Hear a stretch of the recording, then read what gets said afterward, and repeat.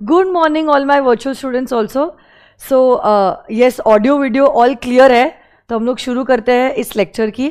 और कल हमने क्या किया था, प्रोस्पेक्टिस के 3 टाइप्स देखे थे. कौन से 3 टाइप्स देखे थे? Shelf prospectus, red herring prospectus and abridged prospectus. Shelf prospectus में इंफॉर्मेशन मेमोरेंडम होता है, जिसमें आप 2 चीजें लिखते हो. कौन सी 2 चीजें? Changes in the financial position and any new charges created. कौन सी 2 चीजें लिखते हो?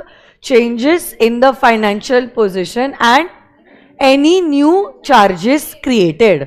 और यही फर्स्ट इशू के वक्त जो आपने प्रोस्पेक्टस बनाया था along with the information memorandum, इस इशू के लिए आपका बनेगा प्रोस्पेक्टस. हाँ या ना? And this shelf prospectus is valid for a period of 1 year. 1 year from where? From the date of opening of the first offer. हाँ है ना? फिर red herring prospectus is a prospectus which contains all the information except for 2 things: quantum and price. आप इस prospectus को ROC के पास register करते हो. आप yes 3 days prior to the issue आप issue करोगे. इशू करने के बाद पब्लिक बिड भी करेगी कि कितने प्राइस पे कितने शेयर्स पब्लिक खरीदने के लिए रेडी है. फिर आपका एक कट ऑफ प्राइस डिसाइड होगा. And then what you will do is, ये प्रोस्पेक्टस में जो क्वांटम और प्राइस का मिसिंग इंफॉर्मेशन था वो आप लिखोगे और उसको हाईलाइट भी करोगे एज वेरिएशंस. इनफैक्ट ये वाला जो प्रोस्पेक्टस जिसमें सारे कंप्लीट इंफॉर्मेशन है, ये आप वापस से आरओसी और सेबी के पास रजिस्टर भी करोगे. हाँ या ना? That was about red herring prospectus. And a breach prospectus is nothing but it is a shorter version of the main prospectus. It contains all the salient features which a prospectus contains, but in short. This is known as the abreached prospectus. एक हमारा आखिरी prospectus का type बचा है जो chart number 3.1 पे है, and that is deem prospectus, section number 25. अच्छा, मैं आपको बताती हूं यहां पे हो क्या रहा है. यहां पे कंपनी जो है बड़ी चालाकी से क्या करने की कोशिश कर रही है, जनता के पास अपने शेयर्स इशू करने की कोशिश कर रही है, but without following the provisions relating to prospectus. यहां पे हुआ क्या है देखो. यहां पे कंपनी को जनता के पास सिक्योरिटीज इशू तो करनी है, बट कंपनी को प्रोस्पेक्टस से रिलेटेड प्रोविजंस जो है वो कंप्लाई नहीं करने हैं.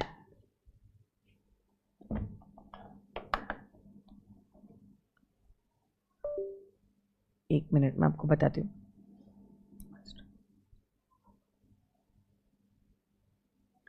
कंपनी को जनता के पास तो जाना है, बट उसको प्रोस्पेक्टस से रिलेटेड प्रोविजंस जो है ना वो कंप्लाई नहीं करने हैं. सो बेसिकली ये सेक्शन को लाया ही गया है ऐसे मैलाफाइड केसेस को टारगेट करने के लिए, जहां पे आप देखो ये कंपनी है.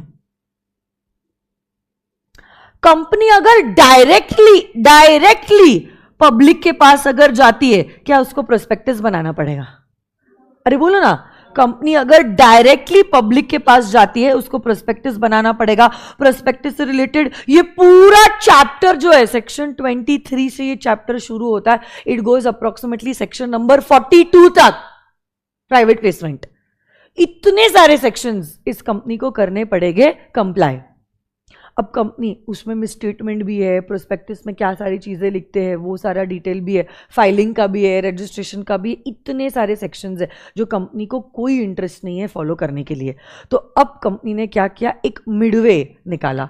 कंपनी क्या कर रही है, उसने बीच में किसी को इंट्रोड्यूस कर लिया, एक intermediary party, kind of an issuing house. और कंपनी ने क्या किया, अपने ये जो न्यू शेयर्स है, ये न्यू शेयर्स अलॉट किए to this particular issuing house. Company ने पब्लिक को शेयर्स अलॉट नहीं किए हैं, एक ही पर्सन को शेयर्स अलॉट किए हैं. It's a kind of a private placement, not a public offer.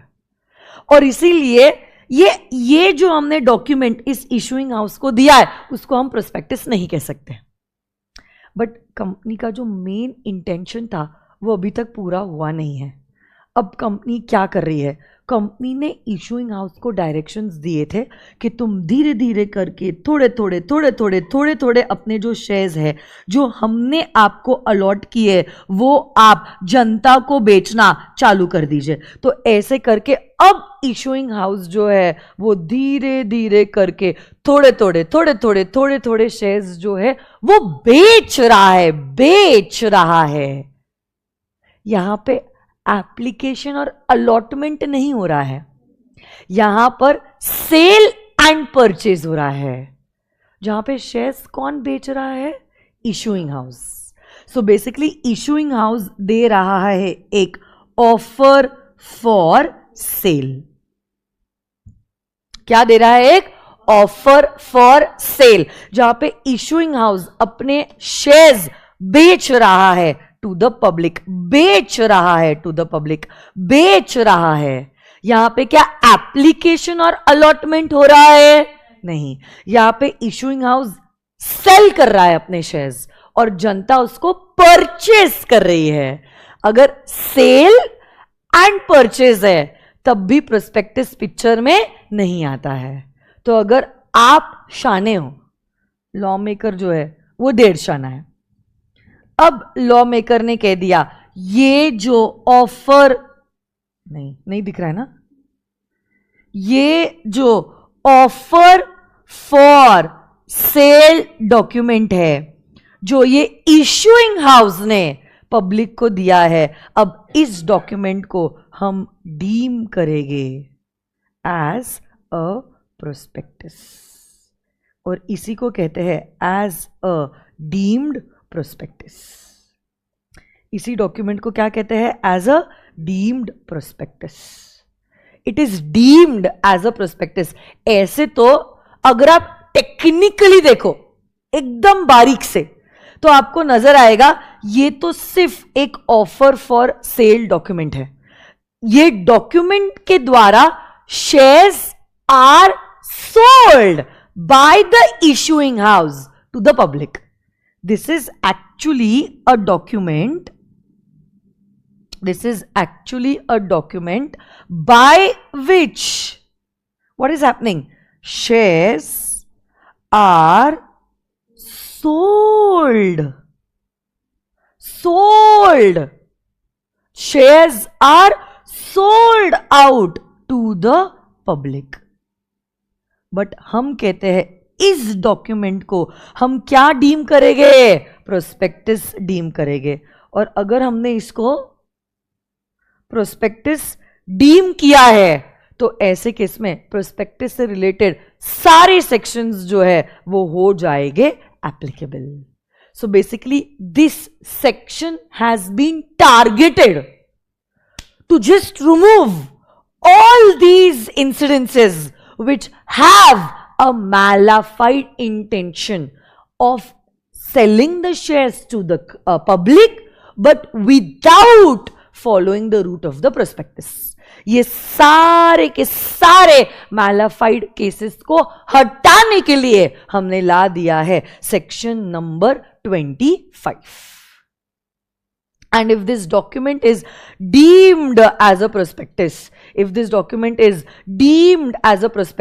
prospectus से related सारे sections, सारे rules, misstatement के provisions, सब कुछ applicable हो जाएगा to this offer for sale document.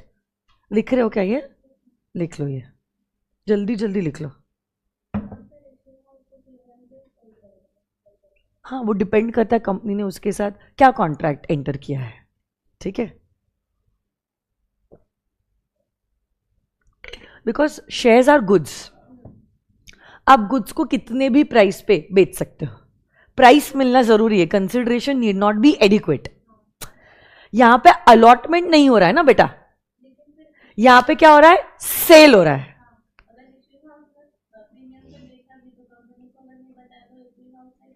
नहीं, वैसे क्या होता है इशूइंग हाउस क्या करने वाला है? इवेंचुअली ये पैसा अपने पास थोड़ी ना रखने वाला है, वो ट्रांसफर करने वाला है टू द कंपनी.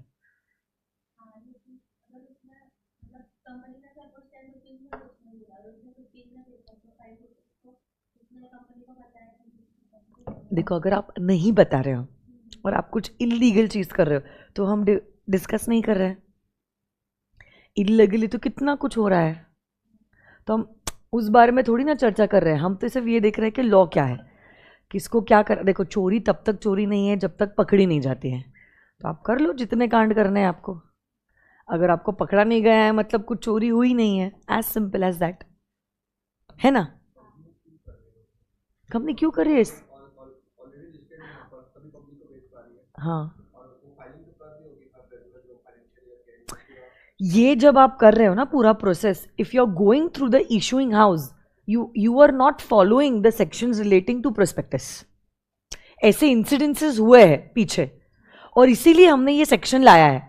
आज जब ये सेक्शन है, ये सब पूरा कांड करके भी कोई मतलब नहीं है, क्योंकि वैसे भी हमने ये डॉक्यूमेंट को क्या माना है? प्रोस्पेक्टस माना है. और अगर हमने इस डॉक्यूमेंट को प्रोस्पेक्टस माना है, एनीवेज विच अब आपको सारे प्रोविजंस कंप्लाई करने ही पड़ रहे हैं, तो अभी कुछ फायदा नहीं हो रहा है. बट ये सेक्शन लाया ही गया है ताकि कंपनीज ऐसा कुछ करे ना. तो आपको रोकने के लिए हमने सेक्शन ला लिया है. पीछे ऐसे कांड हुए थे इसलिए वो सेक्शन आया था. अब हमने पहले से ही बोल दिया आप ये कर भी लो ना तो हम ये डॉक्यूमेंट को प्रोस्पेक्टस मानोगे. तो उससे तो बेटर है आप डायरेक्टली प्रोस्पेक्टस बना के आरओसी के पास रजिस्टर करके पब्लिक को इशू करो, क्योंकि वैसे भी आपको सेक्शंस फॉलो करने हैं और ऐसे भी आज आपको 25 के द्वारा सेक्शन फॉलो करने ही है.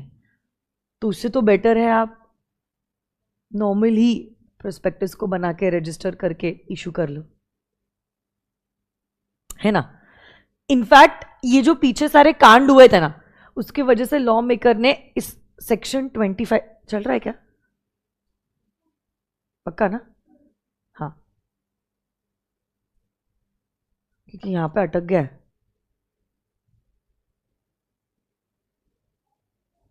इसलिए पूछा. इसमें पूछती हूँ, तुम्हारे इसमें दिख रहा है क्या?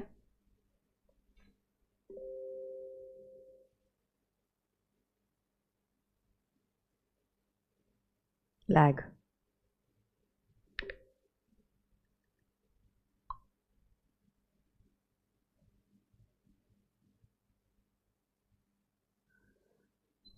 लैग हो रहा है, लैग हो रहा है. जल्दी देख क्या है.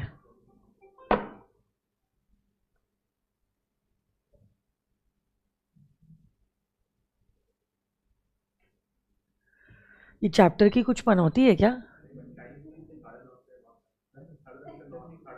हाँ,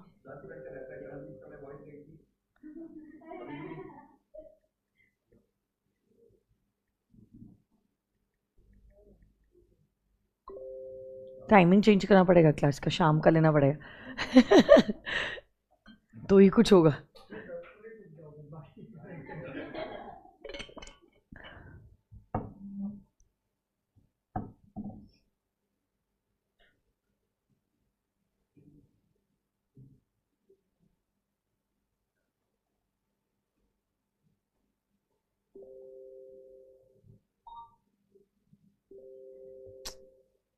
okay ma'am, we are waiting.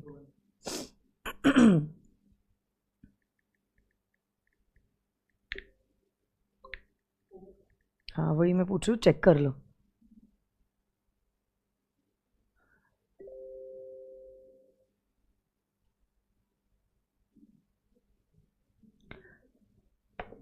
हाँ, तो सुनो वर्चुअल किड्स, पता चल गया था लैग हो रहा है तो मैंने कुछ पढ़ाया नहीं. We were waiting for you, don't worry.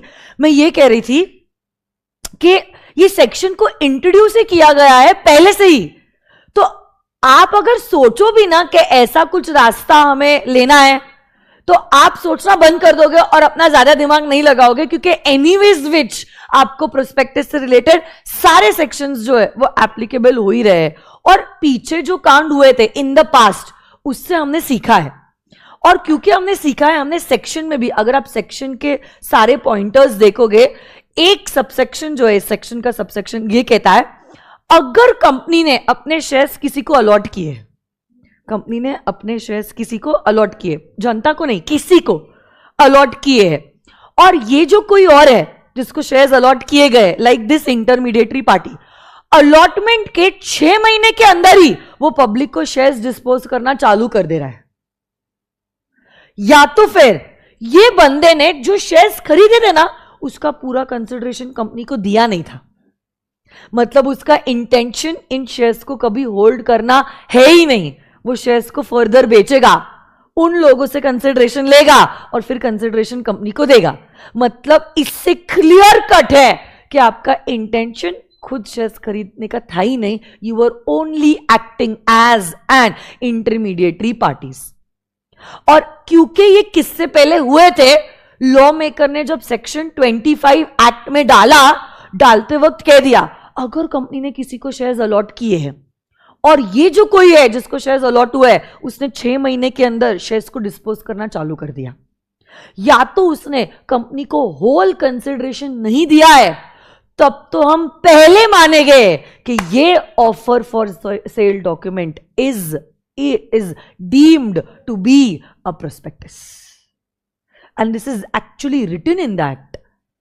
तो अगर ये थ्योरी लिखी है, ये थ्योरी के पीछे कुछ प्रैक्टिकल था और इसीलिए ये थ्योरी आई है। ऐसे ही थ्योरी लिखते वक्त जो मन में आया, चलो 6 नंबर लकी नंबर है, 6 मंथ्स लिख लेते हैं, ऐसा कुछ नहीं है, because these things have happened in the past. वो गलतियां वापस से रिपीट ना हो, उनको सुधारने के लिए, जनता को डराने के लिए, जनता को ये बताने के लिए कि अगर तू ऐसा कुछ सोच भी रहा है ना तो देख ले, ये सेक्शन तो ऑलरेडी एक्ट में है, और अगर ये सेक्शन आपको वैसे भी एप्लीकेबल हो रहा है, आपको प्रोस्पेक्टस के सारे सेक्शंस फॉलो करने ही पड़ने वाले हैं। अब तू देख ले, देखो सीधा रास्ता अपनाना है या टेढ़ा, इवेंचुअली चैप्टर 3 देखो एप्लीकेबल होने वाला है।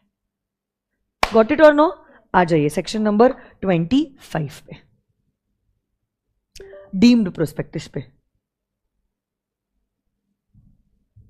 आ जाइए।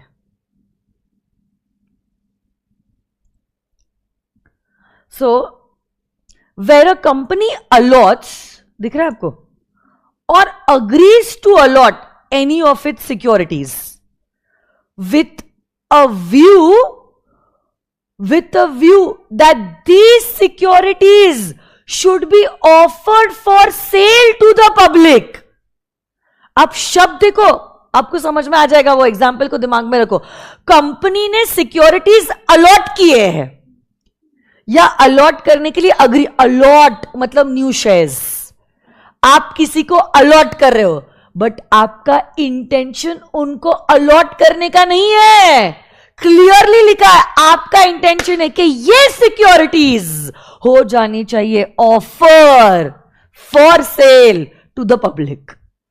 मतलब आपका ओरिजिनल इंटेंशन उस बंदे को सिक्योरिटीज अलॉट करने का है ही नहीं। आपने जब उस बंदे को सिक्योरिटीज अलॉट किए थे ना, आपका इंटेंशन था कि वो बंदा इन सिक्योरिटीज को फर्दर सेल कर दे पब्लिक को। मतलब आप पब्लिक के पास जा रहे हो, बट डायरेक्टली नहीं, इस बंदे को बीच में रखते हुए आप जा रहे हो टू द पब्लिक।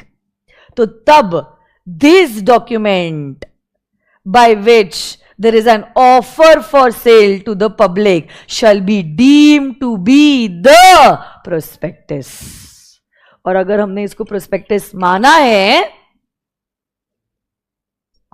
अगर हमने इसको prospectus माना है, all the enactments मतलब all the acts, जैसे कि कंपनीज एक्ट के साथ साथ सेबी भी अप्लाई होगा, all the rules, all the provisions relating to liability in case of misstatement or omission will be applicable to this offer for sale document also। एक एक शब्द देखो आप कितने अच्छे से लिखा है लॉ मेकर ने, बट अगर आपको ये लॉजिक समझाए जो मैंने यहां पे ड्रॉ किया था आईपैड पे, तभी आपको ये सेक्शन क्लिक होगा, अदरवाइज आपको ये क्लिक नहीं होगा। और फिर देखो, unless contrary is proved, unless contrary is proved मतलब हमने तो यही माना है, यही माना है, अब आप प्रूव करो कि आप गिल्टी नहीं हो। हमने तो यही माना है, कब माना है कि ये डीम्ड प्रोस्पेक्टस है, हमने ये प्रोस्पेक्टस को डीम किया है अगर आपने सिक्योरिटीज को ऑफर किया है with in a period of 6 months after the allotment. तो आपने क्या किया है, जैसे ही आपको सिक्योरिटीज अलॉट हुए है, आपने 6 महीनों के अंदर उसको सेल करना चालू कर दिया है टू द पब्लिक। और या तो फिर होल कंसिडरेशन कंपनी को मिला नहीं था, has not been receive by the company,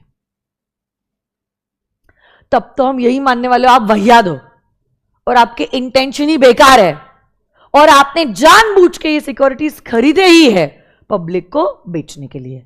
but देखो कभी कभी जेन्युइन केस भी हो सकता है ना कि हमने सिक्योरिटीज लिए थे, बाद में हमको ही पैसों की जरूरत है इसलिए हमने बेचना चालू किया है, जेन्युइनली हम बेच रहे हैं, हम कंपनी से मिले नहीं है। इसलिए फिर ऐसे लोगों को जो निर्दोष है उनको बचाने के लिए हमने सेक्शन की शुरुआत की, अनलेस कॉन्ट्रीज प्रूव्ड, मतलब आपके पास मौका है अपने आप को बचाने के लिए, आप प्रूफ करो, बट मतलब burden of proof is on you कि आप कंपनी से मिले नहीं हो और आपके इंटेंशन मैलाफाइड नहीं है, आपके इंटेंशन बोनाफाइड है। ये प्रूफ करने की जिम्मेदारी किसकी है, आपकी है। हो सकता है जेन्युइनली मैंने कंपनी से शेयर्स लिए थे बट अब मेरी परिस्थिति बदल गई है, मेरे को पैसों की जरूरत है तो अब मैं वो शेयर्स बेच रही हूं और इत्तेफाक से मैं 6 महीनों के अंदर ही बेच रही हूं, समझ रहे आप। बट क्या मैं यहां पे कंपनी से मिली हुई हूं, नहीं यार, कंपनी और मेरी कोई मिली भगत नहीं है, मैंने जेन्युइनली शेयर्स खरीदे थे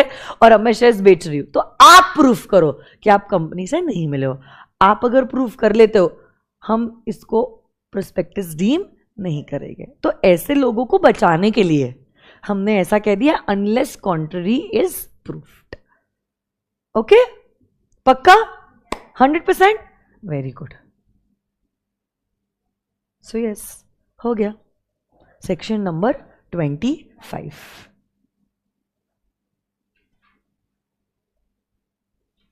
हमारा चार्ट 3.2 तो हो चुका था, 3.3 पे एक ही सेक्शन बाकी है, 29 डीमटेरियलाइज्ड फॉर्मेट। इसको आपने कट भी कर दिया ना यार तो भी चलेगा यार, इस सेक्शन को examination point of view relevant नहीं है ये। कहाँ बेटा?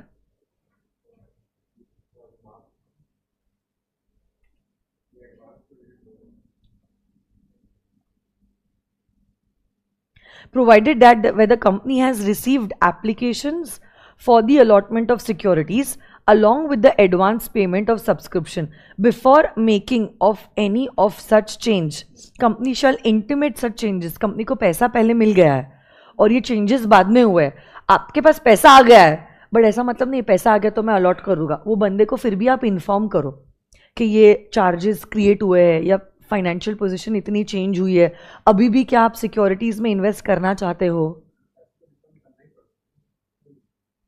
ये नहीं, ये मिनिमम सब्सक्रिप्शन नहीं मिला है वैसे वाली बात नहीं, ये शेल्फ प्रोस्पेक्टस की बात है।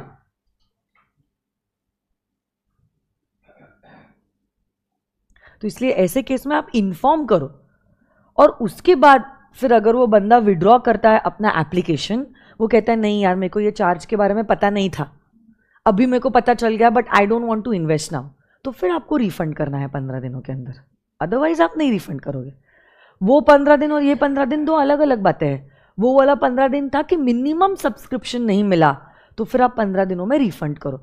यहां पे हम बात कर रहे हैं वो बंदे को new charges created and changes in financial position के बारे में पता नहीं था, बाद में पता चला और अब वो अपना कंसेंट विड्रॉ कर रहा है, बोल रहा है मेरे को मेरा पैसा दे दो, तो आपको 15 दिनों में वो पैसा लौटाना पड़ेगा, ऐसा यहां पे कहा है। फिर भी मैं 1 मिनट में ये 29 कंप्लीट कर लेती हूँ। Public offer to be made in the dematerialised format. कोई भी कंपनी अगर सिक्योरिटीज का पब्लिक ऑफर कर रही है, public offer of securities can only be done in the dematerialised format. Physical format में पब्लिक कंपनीज जो है सिक्योरिटीज इशू नहीं कर सकती। In fact forget about public offer, मैं तो कह रही हूं पब्लिक कंपनी भी, भले ही पब्लिक कंपनी लिस्टेड नहीं है, पब्लिक देखो इंडिया में 16 लाख से भी ज्यादा कंपनीज है, उसमें से 9 लाख प्राइवेट कंपनीज है, बाकी सारी कंपनीज जो है वो पब्लिक कंपनीज है। बट इतनी public companies 6-7 lakh public companies है, हार्डली कुछ 7,000 कंपनीज लिस्टेड है, बाकी सारी पब्लिक कंपनीज कैसी है, अनलिस्टेड है।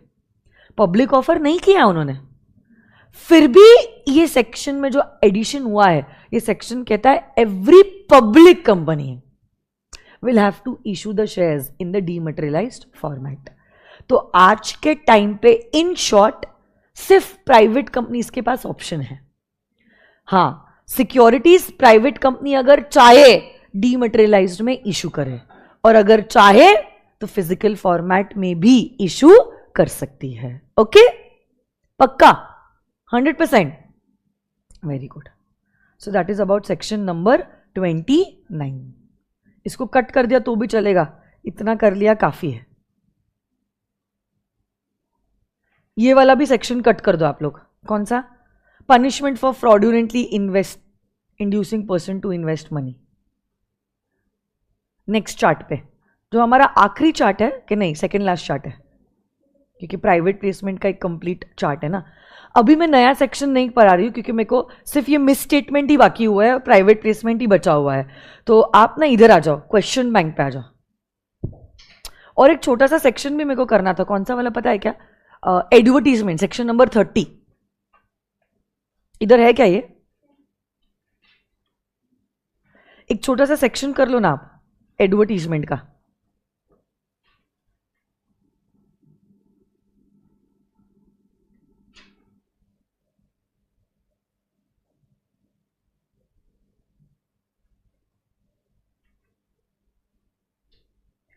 देखो, अगर मैं पब्लिक ऑफर के लिए जा रही हूं, पब्लिक ऑफर, अगर मैं पब्लिक ऑफर के लिए जा रही हूं, ऑब्वियसली आई विल एडवर्टाइज कि मेरी कंपनी जो है it is coming up with a public offer. Why will I do that? अरे पब्लिक को पता होना चाहिए ना कि कंपनी पब्लिक ऑफर के लिए आई है।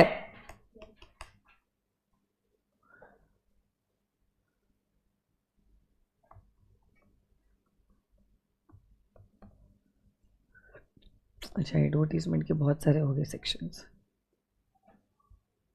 जनता को पता तो होना चाहिए कि मेरी कंपनी ऐसी कोई कंपनी है जो पब्लिक ऑफर के लिए आई है, तभी तो जनता मेरी सिक्योरिटी सब्सक्राइब करेगी ना। कोई भी कंपनी अगर चाहे अपने सिक्योरिटीज का जब पब्लिक ऑफर कर रही है, उसका कर सकती है एडवर्टीजमेंट, न्यूज़पेपर में, टेलीविजन पे, रेडियो पे, मूवी थिएटर्स में एड जब आती है, आप क्या कर सकते हो? आपके प्रोस्पेक्टस के इशू का कर सकते हो एडवर्टीजमेंट। बट अगर आपने एडवर्टीजमेंट किया है relating to your public offer, law maker according to section 30 कहता है आपकी हर एड में ये 5 चीजें होना जरूरी है। यूजुअली एड्स में हम क्या करते हैं? बस रोजी रोजी पिक्चर बताते हैं, है ना? बट जैसा दिसतं तसं नसतं। 7 दिन में गोरापन हो सकता है, बताओ, बट एड में तो बताया है।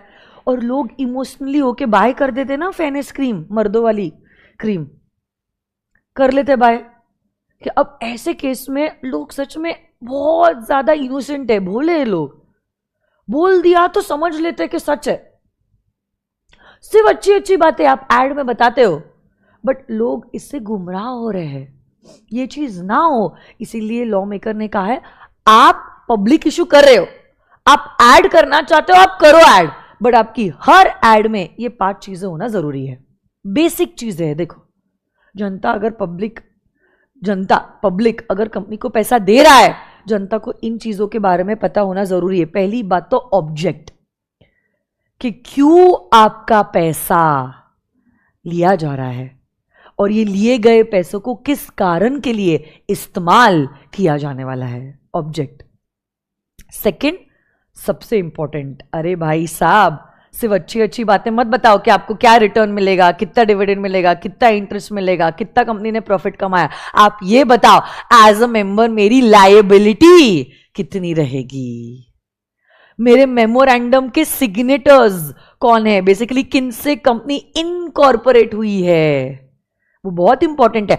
आज के टाइम पे आपने थोड़े दिन पहले ही देखा था, कुछ 1-1.5 महीने पहले, आज के जमाने में अगर टाटा ग्रुप का आईपीओ आता है, हम सोचते भी नहीं है, बस टाटा पे फेथ है, पूरा भरोसा है, हम शेयर्स कर देते हैं सब्सक्राइब। वहीं पे अगर आपको पता चलता है विजय माल्या आईपीओ लेके आया है, रामलिंग राजू बड़ा रंगीन आईपीओ लेके आया है, क्या आप इनके सिक्योरिटीज में इन्वेस्ट करोगे? तो मैनेजमेंट में कौन है ये जानना बहुत इंपॉर्टेंट है, इसलिए आप इनके नाम भी बताते हो। सिर्फ उतना ही नहीं, ये जो बंदे, ये जो सिग्नेटरीज है मेमोरेंडम के, इन लोगों ने भाई साहब कितने शेयर सब्सक्राइब किए हैं, ये भी तो इंपॉर्टेंट है ना। नहीं तो आप एक शेयर उनको दे दोगे और उनके नाम पे पूरा ऐड बनाते जाओगे, तो गुमराह कर रहे हो आप। ये ना होने के लिए भाई कौन है ये सिग्नेटरीज और उन्होंने कितने शेयर सब्सक्राइब किए हैं और कंपनी का कैपिटल स्ट्रक्चर क्या है।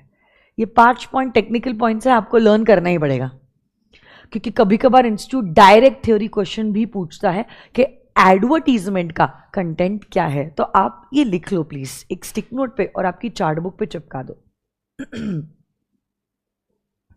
सो when an advertisement of a prospectus is published, it must contain the following things. If an advertisement of a prospectus is published, if an advertisement of a prospectus is published, it must contain the following 5 points.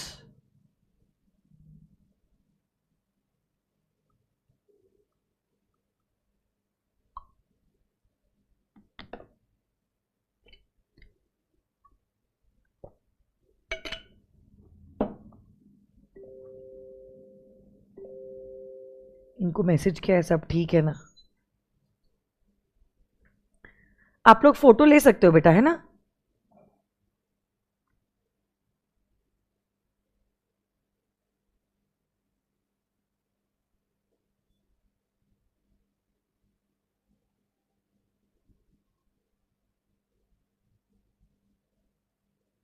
Done?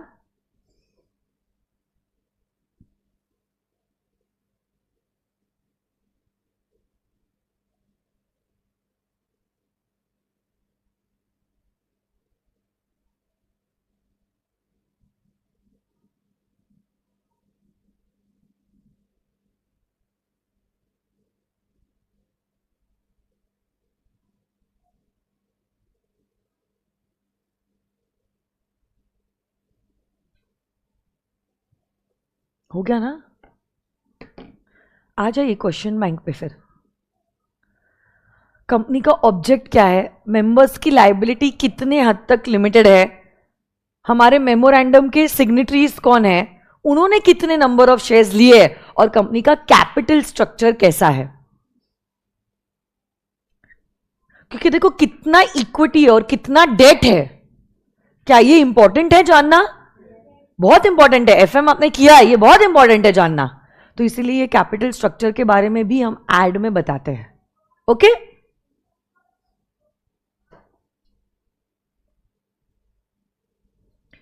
Question bank लाइए आप लोगों ने, very good. Question bank पे आ जाइए। Question bank, question bank, question bank, inter question bank.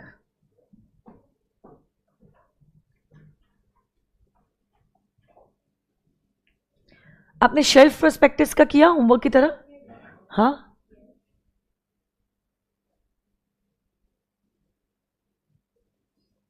Irregular allotment अभी तक हमारा हुआ नहीं है। अच्छा, हमारा सेक्शन 26 भी बचा हुआ है।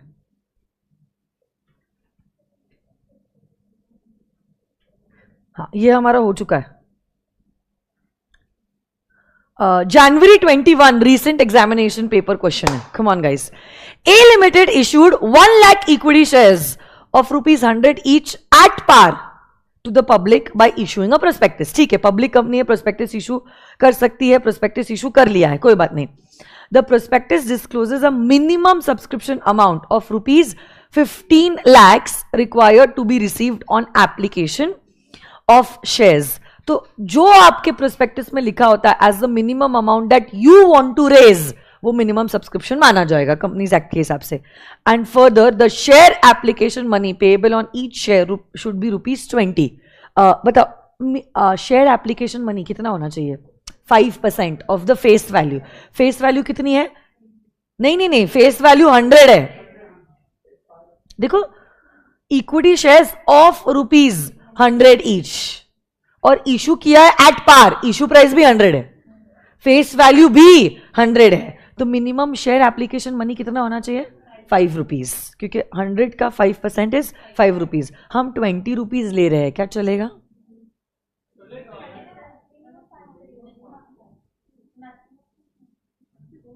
मैक्सिमम तो आप 100 रुपए भी बुला सकते हो, पूरा का पूरा, है ना?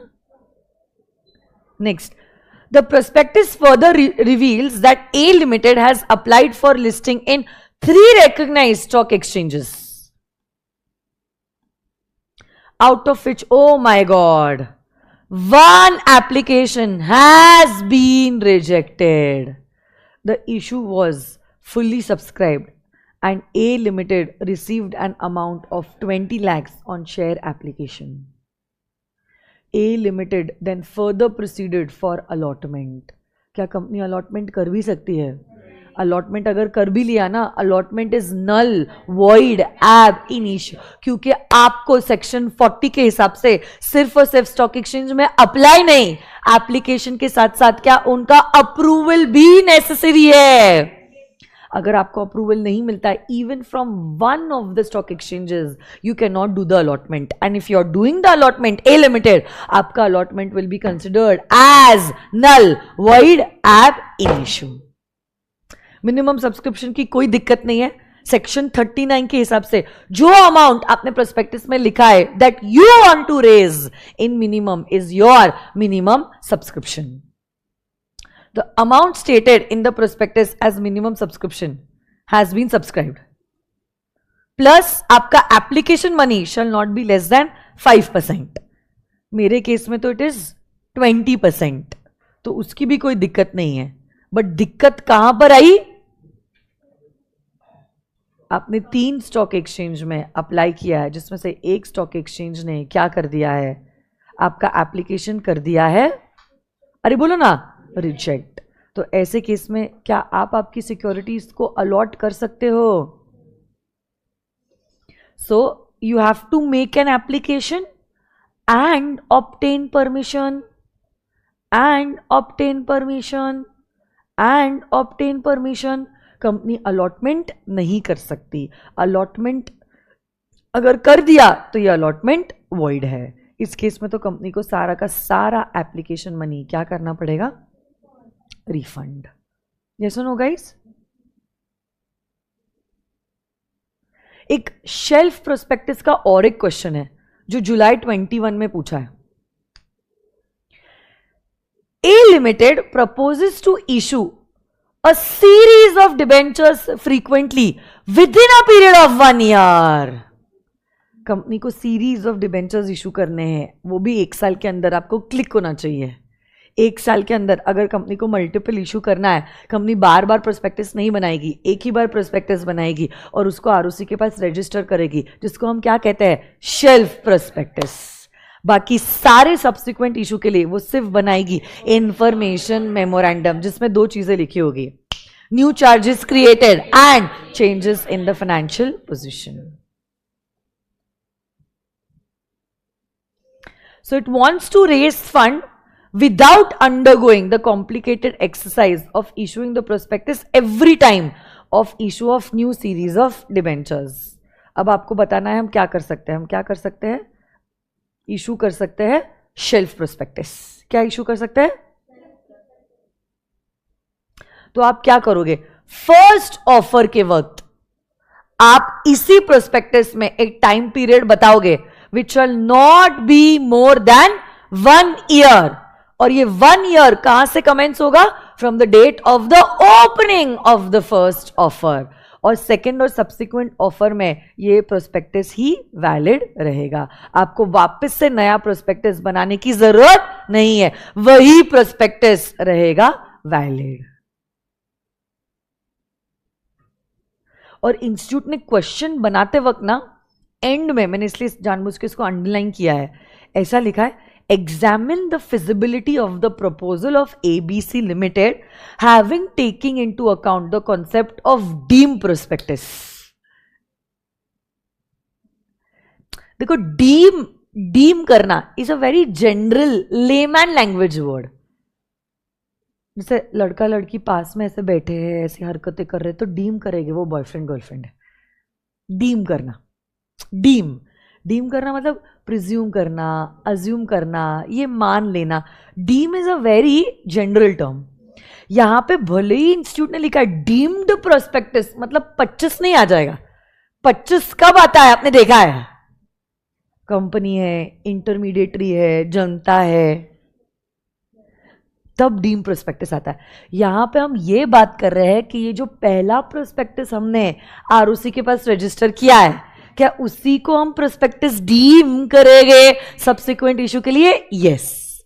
तो ये डीम को किस रेफरेंस में इस्तेमाल किया है वो आपको क्लिक होना चाहिए। Got it? इसलिए कंक्लूडिंग सेंटेंस देखो, the proposal of ABC limited to take into account the concept of deemed prospectus is correct, wherein you are in the second and all subsequent issues deeming this to be the prospectus. Okay? एक आपको question homework के लिए मैं दे रही हूं। कौन सा question बताती हूं? ये हो गया क्या हमारा क्वेश्चन 7? नहीं ना।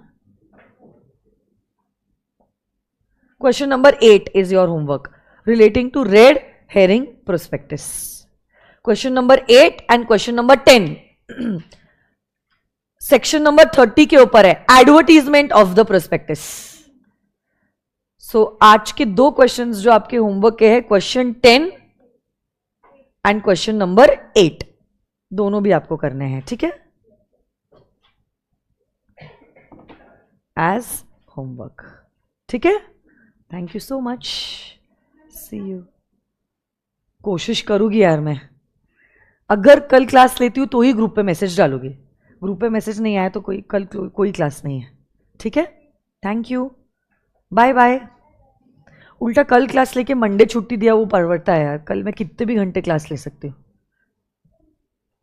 ये मेरी 11:15 बजे क्लास रहती है ना, तो मेरे को छोड़ना ही पड़ता है आप लोगों को। देखती हूँ मैं, चलो बाय बाय।